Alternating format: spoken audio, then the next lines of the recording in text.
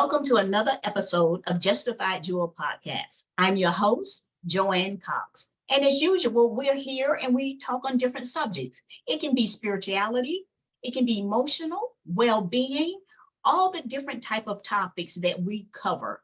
But today we're having a special episode, and you'll understand at the end of our three guests what is making this so special. This is a unique episode. And today's title is Making a Difference. Now, my special guest for today is Semone Pemberton. I met her through my church, and after that, she then joined a speaking organization by the name of Cape Fear Toastmasters. She's a wonderful person, easy to get along with, easy to speak with.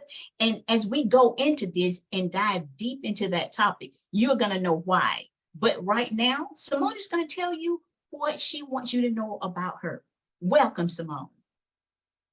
Thank you. Good morning to everyone. As for what there is about me, I've been in Fayetteville nearly 9 years now, or just over 8 years. I came from Kansas City prior. My father was in the military. They relocated. My father and mother relocated here in '95, and I joined them, stayed for a little while, and then left. So I've been here enjoying my time like I said, for nearly 9 years now.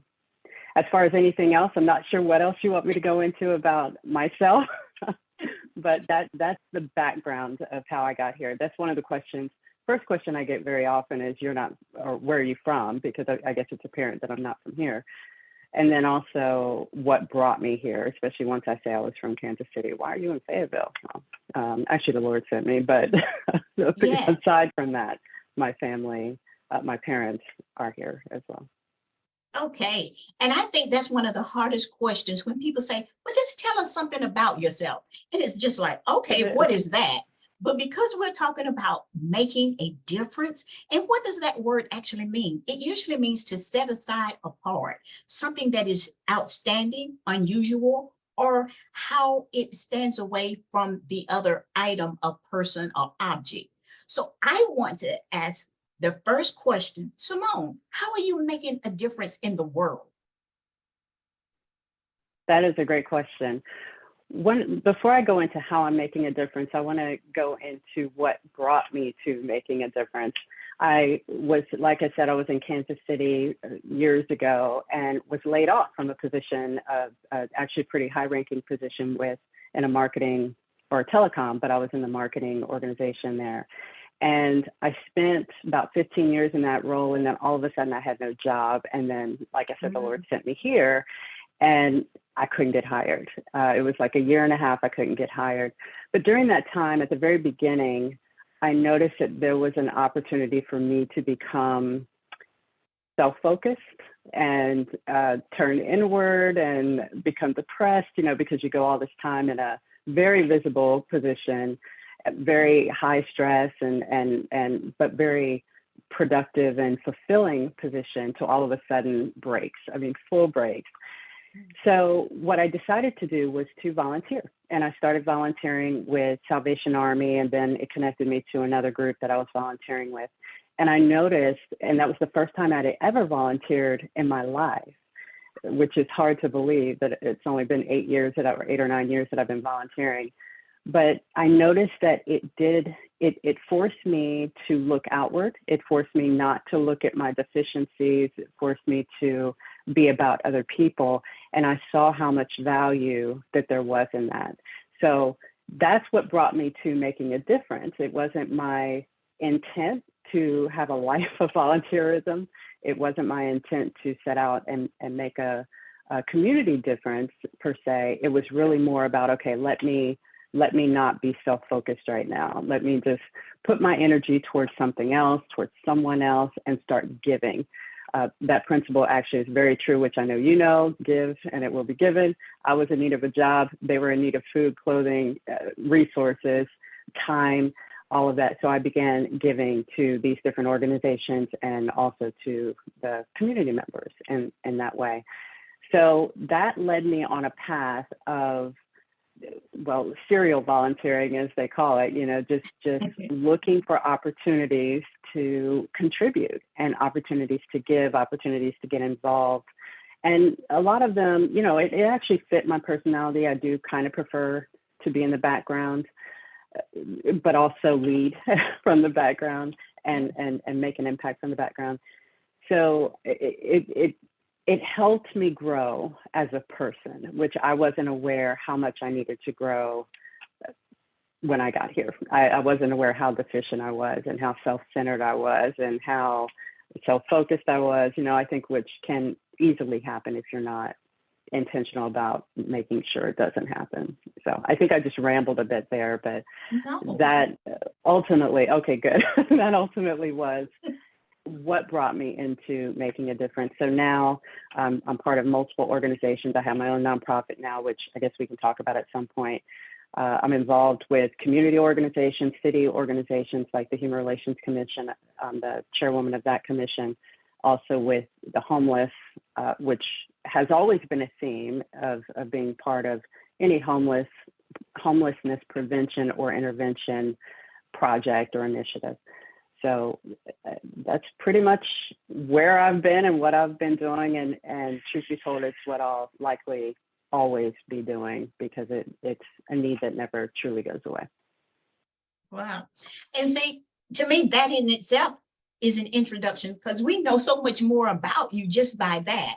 And this is what I was hearing is that when one door closed, another one opens, and you were led that way. And because of where you were, that phrase, you can't see the forest for the trees, you were in the middle of something and you couldn't see that. But when that door closed, you were actually pushed in a probably very spiritual way as to this is what you need to see and this is what you need to do with that. So because of the fact that you did break down some organizations and some things that you are doing, I heard you talk about the background, like being in the background. Now, what I know is that it's the people in the background that's making a big impact to help the people out front. So how do you see yourself and how do you see others making a difference being in the background? And pick any organization or whatever you would like to go with first. Well, that's a broad answer. So for me, what the background looked like is, my background is my career background has been in marketing, advertising, graphic design, instructional design, all those things. Where in an organization, you usually don't see that. You see the finished product of it. So with, for example, the COC, the Continuum of Care, the homelessness organization for the city and the county, they didn't have a presence, a digital presence that was effective. They didn't have any communication streams. They didn't have really good flyers or any type of advertising that presented them in a good light, but also told the story about what they offered, told the community what was available, connected them to other resources, other nonprofits or anything like that. So I came in not intending to be the only person doing it, but just saying, hey, you kind of we got to fix this website. This isn't going to work. It's hard to find anything. We don't even know what it's about. I didn't know what it was about after I'd been in, even after a year. And at this point, it's been 3 years. But so I just donated my graphic design time and redesigned their website, which just launched. Let's see, we're in August. It launched in May, I believe. And any of their flyers and things like that, the major ones that go out, those I usually take care of. And then we're about to work on a bus wrap, or not, I'm sorry, not a bus wrap, the media piece, I'm not sure what it's called exactly, the media piece that is at the bus station, the bus terminal. So that we're working on right now. So that's a background project that no one thinks of, but it has full impact. And for me, it's just a matter of time. It's putting in my time. I already know how to do it. It's already a gift that God has given me. And that's one of the things I hope that people take away, that it's not about just giving time or money, and it's not about, just handing out food, which is all great. I'm not downplaying that.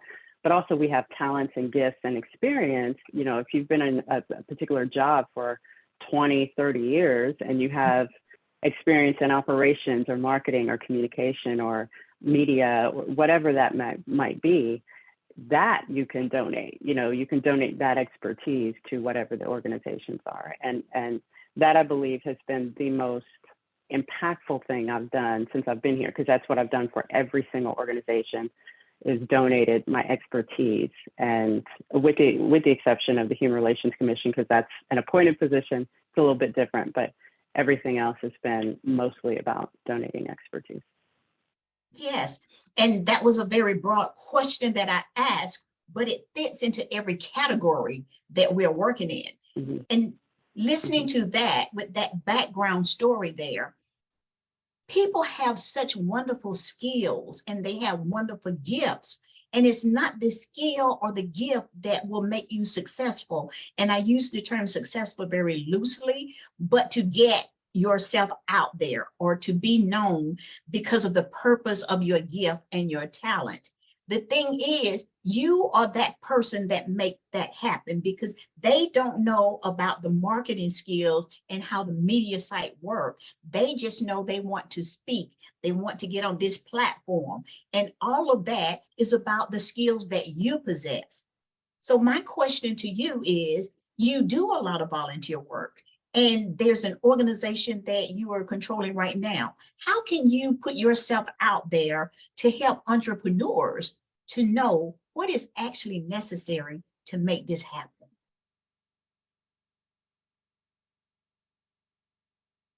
That's another big question. You know, I hear a lot of people say, and just redirect me if I don't fully answer this question, but I hear a lot of people say, I want to work for myself. I don't want to work for anybody else. And the truth of the matter is that if you are an entrepreneur, you're working more than you worked for another person. You know, it's not an 8-hour job and you go home. And now it can be, but more often than not, it's not an 8-hour job. You are all the roles in one. And then if you are a visionary, if it's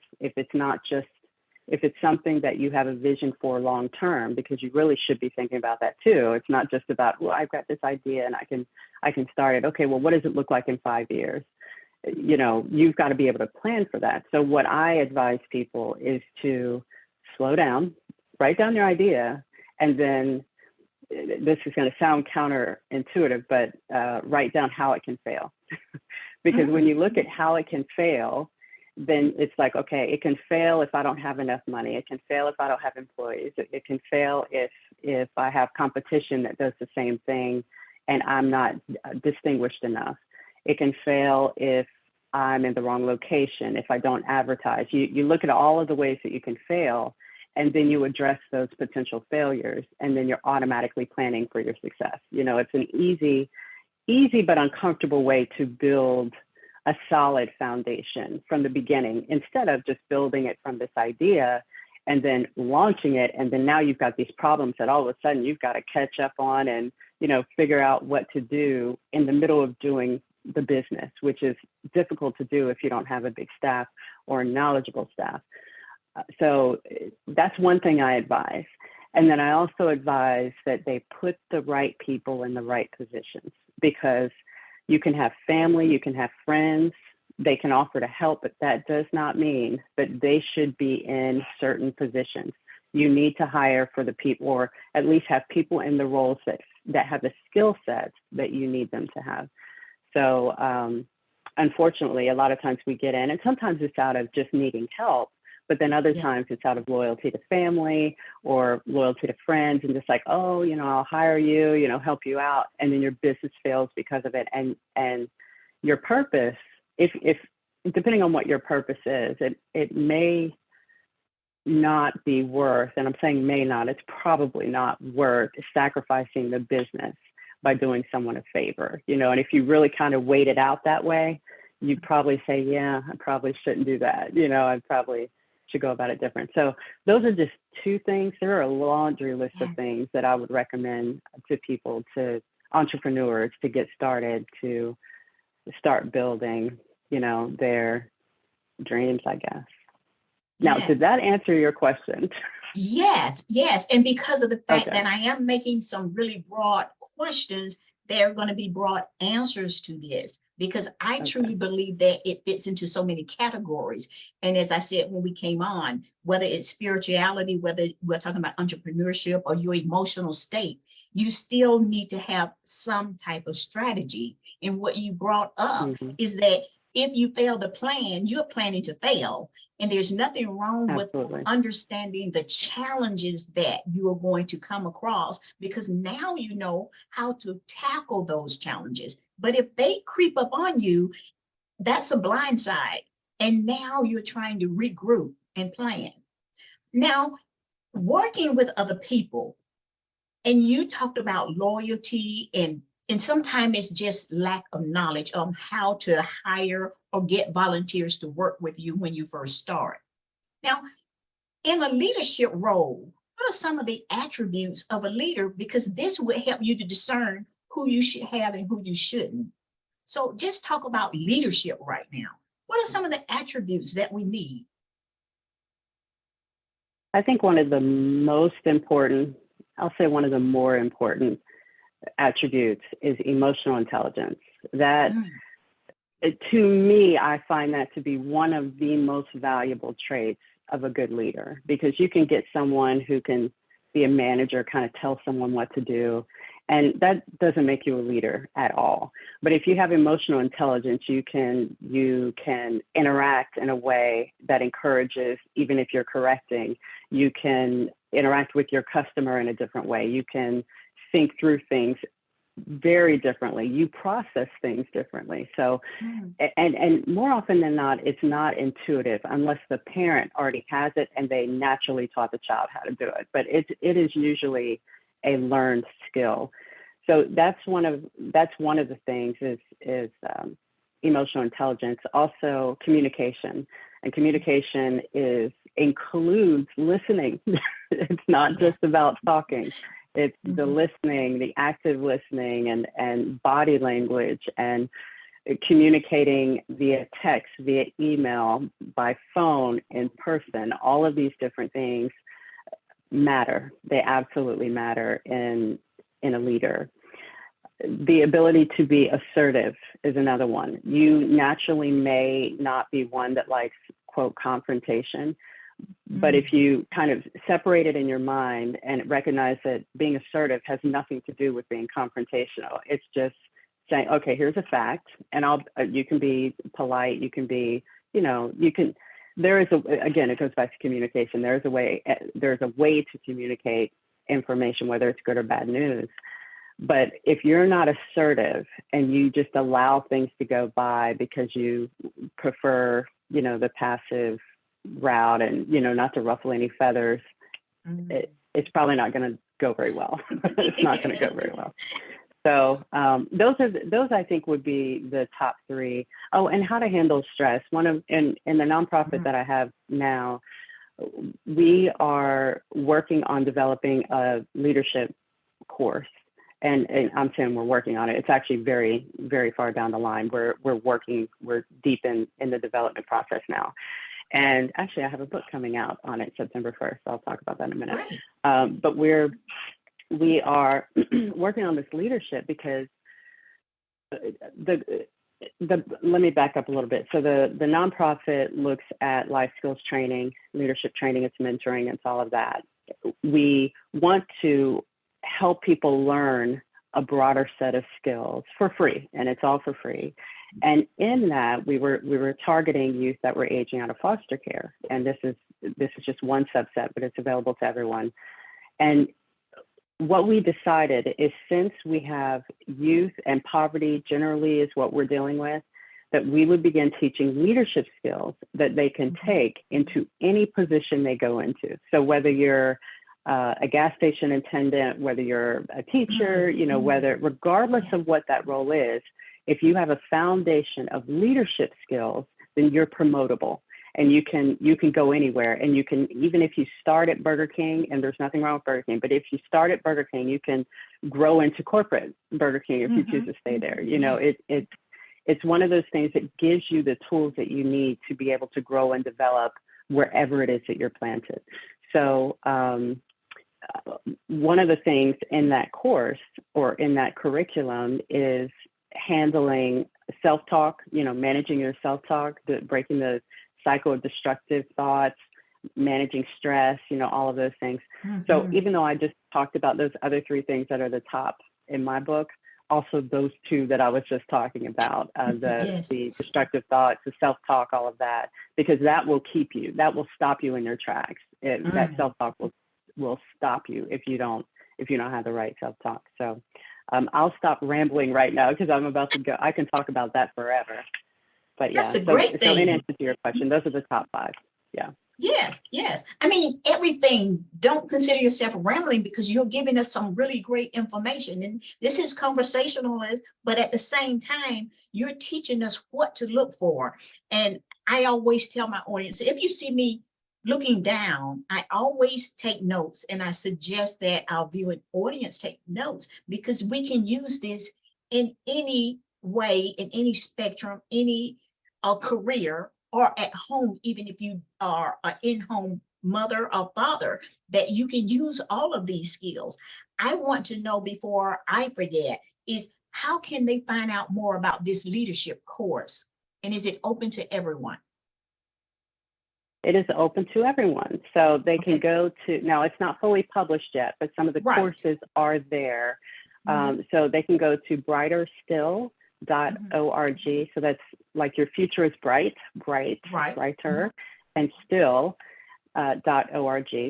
And you can find the full, we add more courses every few months or so, but you can find the full catalog of our courses. They're generally supposed to be 5 minutes max. Most of them are video courses where you can just digest it. It's not hard for you to read.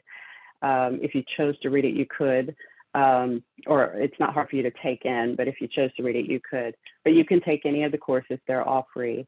And then when it comes time for the leadership curriculum to come out, that one, portions of it might be paid for the public unless it's for that target group, which is starting with that youth group, because it'll cover emotional intelligence. It's a lot, it's a full curriculum. So that one might have a fee associated with it. We're not totally sure how we're going to roll that one out to the public. And the fee would only be to help us manage the number of people that are on the site, because of course we have to pay for that. So if we get extra people because of that course being available there, then we have to have a way to cover it. So more to come as far as that's concerned. But all of the other courses that are there right now, anybody is welcome to take it. And that's within Cumberland County and anywhere across the United States. And we do have quite a few people from other areas outside of North Carolina on the site. Okay. And as she said, it is written next to her name, Semone Pemberton, and it is brighterstill.org. And so if you didn't get all of it in, it is actually right here on the screen. Now, am I to understand that you do have a book coming out? I do. Yes. And it was actually unexpected. Usually you plan for the books to come out. Yeah, no, usually you plan for those kind of things, but I just started writing, and I write a lot of the curriculum anyway. So I was writing it and I was putting it together. I was like, oh my goodness, this is a book. And I was like, oh, right, it's a book. So let me publish it. And that's kind of how that came about. So it's in the final editing stages, and it will be available on Amazon September 1st. And it's called Release, Unlocking the, Release, I should know the title by heart. Release is what it's called, Unlocking Your Inner Champion. And it's how to break the cycle of destructive thoughts. So that one's dealing with self-talk. Okay, and I want to repeat that. The book will be available through Amazon, and it is called Release, Unlocking Your Inner Championship. Is that correct? Okay. Champion. Just champion. Okay. So we can look forward to that. And I just want to have her on my webinar.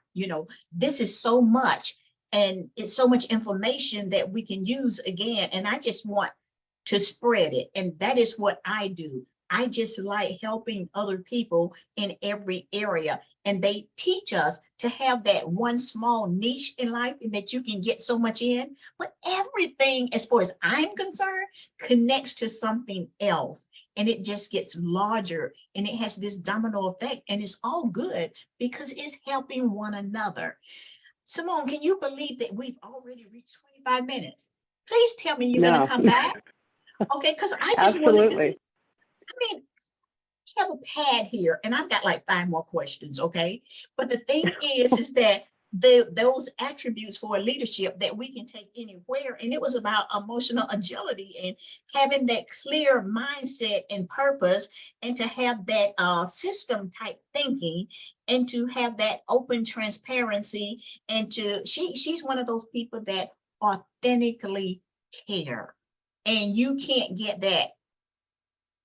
I'm not going to say you can't get it anywhere else, but it is so easy to differentiate when a person doesn't really care and they're going through the motions because they're getting paid and that's what they have to show up to do. So you're wanting to work with someone like Miss Pemberton and in every way. And we want to get that book and we want to make sure that we can pass this on and become that loving domino effect, that we are spreading nothing but peace, love, joy, and happiness. And now, before I end with this, I would like to tell you that this is Justified Jewel Podcast. I am your host, Joanne Cox, and here you're always getting information, spirituality, physical health, emotional, and you can find me at www.justifiedjewel.com, and you can find this on all media platforms as well as YouTube, which is Justified Jewel Podcast. Please go there and subscribe, and you can get to see all of these over and over again. Ms. Pemberton, is there anything else that you would like for us to know in ending? Nothing else. Just if you ever need any help from me or have questions or anything like that, feel free to reach out. You can find me on Facebook, any of the socials you can find me on. And thank you for having me. Thank you for being here. And I just want you to know that she's going to have a lot of calls, and not calls, but she's going to have a lot of feedback. So she's understand now that it's so many people that's going to respond to this. I'm going to be one of them. And she's going to have to carve out some time for us, you guys. So again, these come out every Tuesday starting at 8 o'clock. And I look forward to you viewing us and joining us again. Thank you for viewing Justified Jewel Podcast. And thank you, Ms. Pemberton, again. Thank you.